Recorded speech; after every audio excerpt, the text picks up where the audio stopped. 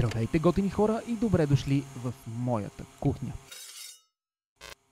Причината да ви поканя тук е ето това – Xiaomi Smart Air Fryer Pro 4L. Това е революционен кухненски смарт уред, който не просто прави готвенето лесно и бързо, но също така здравословно и много, много вкусно. Този модел може да пече, да суши плодове, да размразява, да прави кисело мляко или пък йогурт, а за капак и да ферментира. Но това едва ли ще го пробвам. В това видео искам да ви представя не само самият фраер, но и какво най-много харесвам и ползвам в него. Разбира се, ще ме зарадвате супер много, ако и вие споделите в коментарите дали имате и какво приготвяте с него. Едно от най-големите предимства за мен на Xiaomi Smart Air Fryer Pro 4L е факта, че буквално с едно завъртане можете да минете не само през основните функции на устройството, но и на няколко стандартни програми за готвене.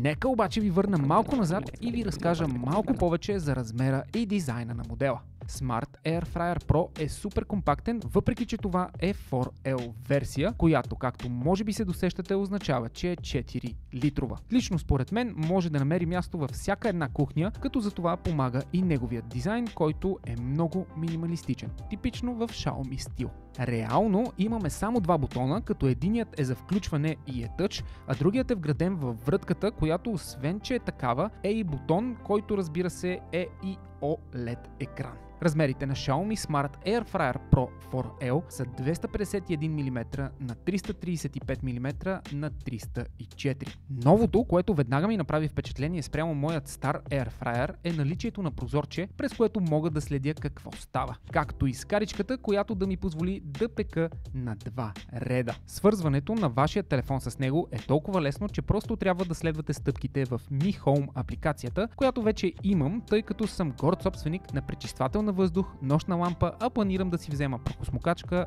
и домашни камери за видеонаблюдение. След като свържете Xiaomi Smart Air Fryer Pro 4L, ще видите и 11-те програми, от които можете да избирате, както и възможността да добавяте ваши лични рецепти. Именно в тази секция има куп готови, които може да разгледате. Както вече казах, airfryerите станаха популярни с факта, че се готви с далеч по-малко мазнина и именно това е главният фактор храната, приготвена в него, да е значително по-здравословна. Тук искам да дам един съвет. Не дейте да използвате флакони с мазнина, защото някои от тях съдържат субстанцията лецитин. Тя има възможността да залепне към почти всяко незалепващо покритие, става трудна за премахване и след време може да наруши въпросното покритие и така да ви направи проблем. Това, което мен реално ме кефи супер много, е лесното и бързо боравене с него. Просто го включвам, приготвям си необходимите продукти, избирам температурата, избирам времето и натискам бутона.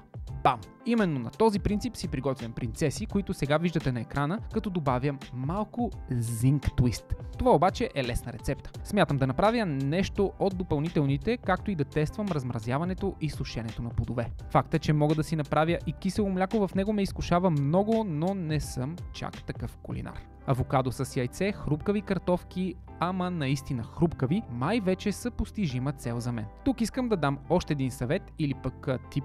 Слагайте картофите в студена вода с лед, преди да ги сложите в фраера, като разбира се преди това ги подсушавате, като гледайте да не препълвате самият уред, за да не стават меки и мазни, което най-вероятно вече ви се е случвало с подобен тип устройства. Почистването е мега лесно благодарение на специалното незалепващо покритие, което, както можете да се досетите, е революционно. Друг съвет, който искам да ви дам, е просто да използвате кухненска хартия за печене. Има си специална такава за Air Fryer, която е в подобни размери. Аз моята си я поръчвам от Китай. Още по-хубавото е, че дори можете да пуснете самата кошница в миялна машина. Вече видяхме няколко от ястията, които приготвих, но искам да пробвам и сушенето на плодове. Супер много обичам сушени банани, но от онези с много захар. Но тъй като вече трябва да я ограничавам, ще пробвам Xiaomi Smart Air Fryer Pro 4L, като разбира се ще суша не само банани, но и портокали от онези, които много често можете да видите в коктейлите. Аз безкрайно много обичам да си ги слагам на безалкохолните, тъй че това ще е една от причините да искам да си изсуша портокали.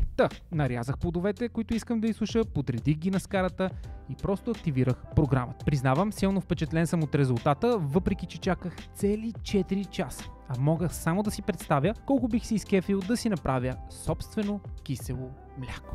Можете да откриете този кухненски уред на приблизителна цена от около 249 лева, което лично според мен е повече от добра цена. Все пак ще се радвам, ако споделите и вашето мнение по въпроса.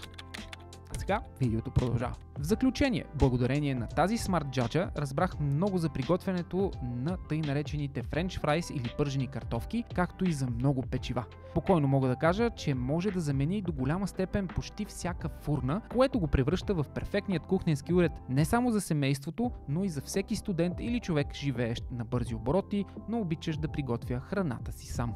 Надявам се това видео да е било полезно за вас, а ако е така, можете да го харесате, да се абонирате за канала и да коментирате под него. В описанието ще намерите и другите начини, по които можете да ме подкрепите. Благодаря ви! Сега ви желая да сте все така готини хора и до следващото видео.